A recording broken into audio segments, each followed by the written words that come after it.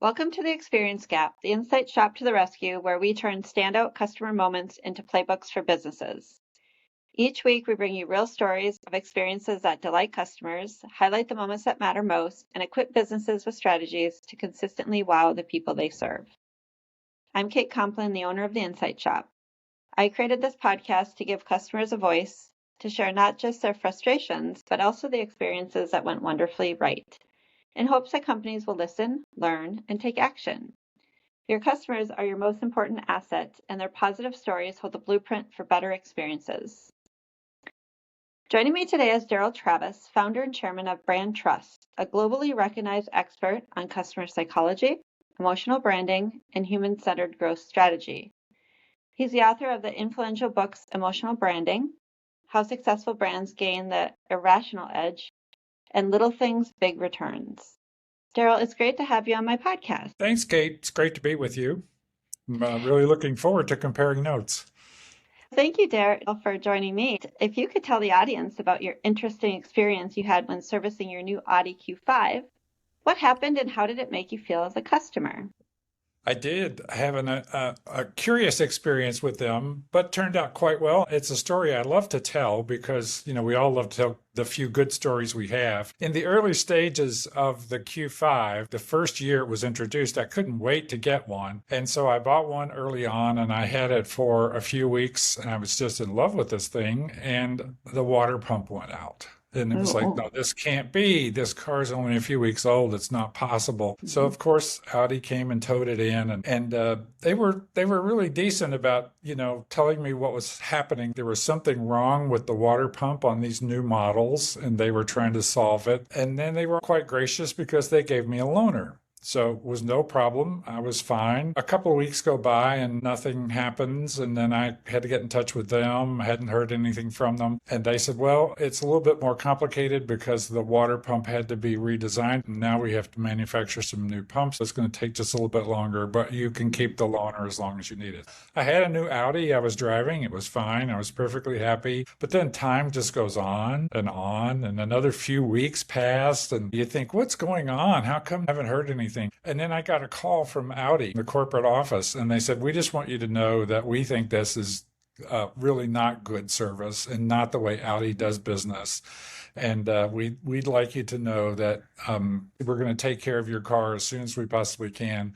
But we also want you to know that the service on your car for the rest of your lease is on us. You have nothing worry about. It was just an amazing experience, and I just love to tell everybody about that. I was an Audi fan before, and I've been an even stronger fan ever since. Daryl, what were the key moments that mattered to you most? What really had to go well for this to feel like a great experience? As, we're in the insights business and the experience business as well. And we always say the brand is not part of the experience. The brand is the experience. I think it's really important for brands to put themselves in the customer's shoes. The worst moment in the experience was the not knowing. Be proactive and communicate. Stay ahead of me. Stay ahead of what I'm thinking about your brand and the experience. That was the more negative moment. It's funny, Kate, because when we're in these experience situations, you expect it to not go well because customer experience is not very good these days. Even though many companies are trying hard, I give them, much credit for trying hard, but it's just complicated and hard to do. So when something goes well, goes way beyond your expectations, you're over the moon about it. And that's what I felt when they called and they were proactive and they said, this is wrong and we're going to make it right. Here's what we're going to do. Service is on us. Yeah. What do you think led to that executive or corporate calling you? I don't know, because I hadn't been complaining. I had been fine with the dealership. And I certainly was not stressed out because I had a nice vehicle to drive and wasn't costing me anything. I'm not sure. Maybe the magnitude of the problem with the water pump design, they just figured they should do something about it. Maybe the dealership flagged them and says, this is a regular Audi buyer. No, this is not his first Audi. And that can be hard for companies to do as well with data scattered everywhere. Have you ever had a less than great experience in a similar situation, maybe with another company or even with this one in the past? My worst experience that I also love to share was with Northwest, which I've commonly referred to with millions of others as Northworst Airlines.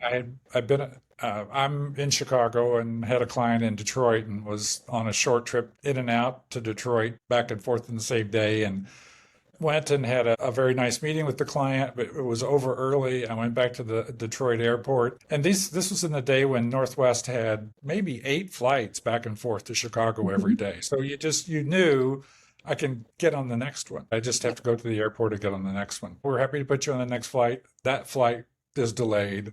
Okay, put me on the next flight. That flight is canceled. Put me on the next flight. That flight is delayed. And so this goes on from 3 o'clock in the afternoon until 10 p.m. at night. And then the last flight is canceled. And I'm thinking I'm going to be staying overnight, but I do have, my contact lens solution and things like that in a bag, a carry-on bag that I had checked.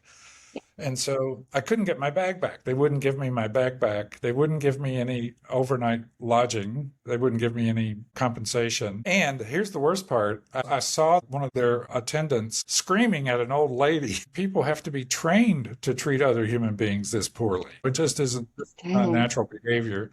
And then to wrap it all off, I actually saw where they had roped off an area with all the baggage. I saw my bag in there. All I had to do was step under the rope and get my bag, and I was accosted by security. No, you can't do that. But that's my bag.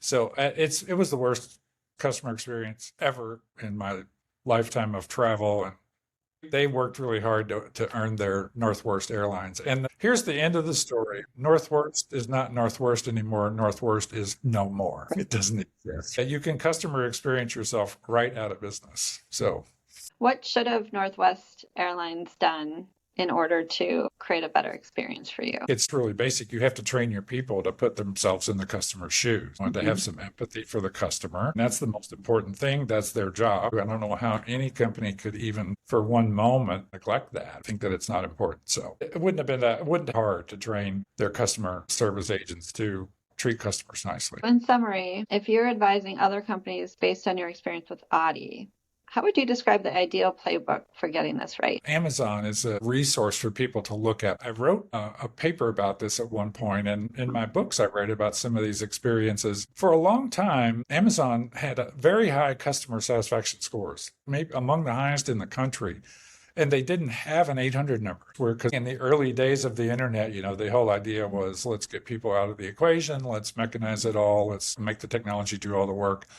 And so it's curious, like how, if you don't actually have a customer service function, how can you have such high customer satisfaction scores? I think the secret to it was that notion of staying ahead of the customer. Think about when you buy something from Amazon, you get a notice that your purchase occurred. You get a notice of what they intend to do, when they intend to ship it. You get a notice when it's shipped.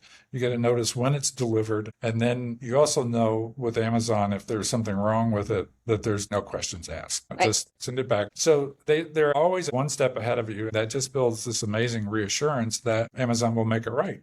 Amazon's got your back. Amazon cares and is interested in you, and you begin to trust them. In our work, we've studied trust with the name of a company like Brand Trust. We're social psychologists. We've done that deep study of work, and it really boils down to 3 components that create trust. Not only in brand relationships, but in human relationships. It's connection. Is there a reason for me to feel connected to this brand, this company, this person?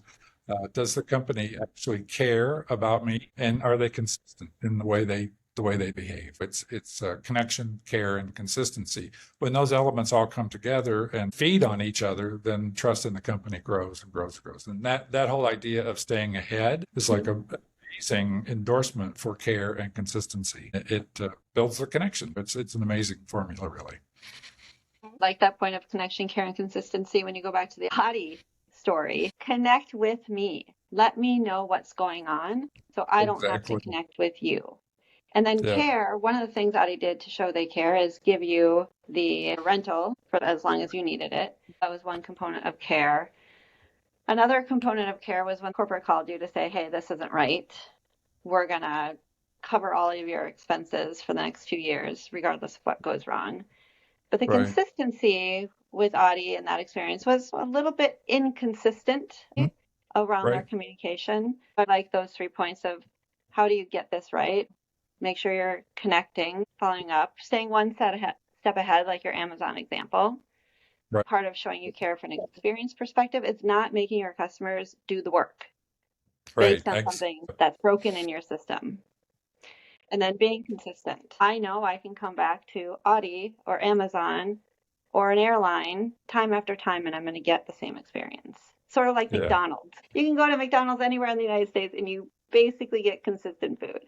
Exactly. It's interesting too, because if you're in this business and you work with it day in and day out as we do, you start to think it's not that hard. It's not that complicated. You just have to make sure that you're putting yourself in the customer's shoes. Right. We do work with clients in what we call out of box experiences. So let's get one of your products. Let's order it. Let's have it delivered. We had a great experience with a client one time that made a handheld monitor. We had the CEO do it and we observed him. We shot video of him doing it and he took it out of the box and everything was fine. And this is an instrument that he knows very well. But then he put the batteries in it and it didn't work. And so he got on the 800 number and he was talking with the customer service rep anonymously, but just going through the whole customer experience. And finally, the customer service rep admitted, we have been shipping out some bad batteries. It was hilarious because it was actually the CEO of the company. So the battery situation was fixed post haste. That's a great story to share. To put Travis's story in context, stories like this matter because a great customer service experience really does build loyalty. JD Power shows Audi's service score improving year over year. The Audi Q5 earns a solid dealership experience rating, and premium brand service satisfaction overall is up. And when customers have an excellent service visit, nearly 9 in 10 say they'll definitely come back to the dealer. JD Power also found that in premium service satisfaction with the service advisor is highest when customers receive photo or video evidence during service, scoring 928. That's a strong stat if your guests talk about transparency or proactive updates. A positive service story like this is never just about the repair. It's about communication, confidence, and how the customer feels when it's over. At the Insight Shop, we help brands understand those defining moments and turn them into better customer experiences. If you want to know what drives loyalty in your category, connect with us.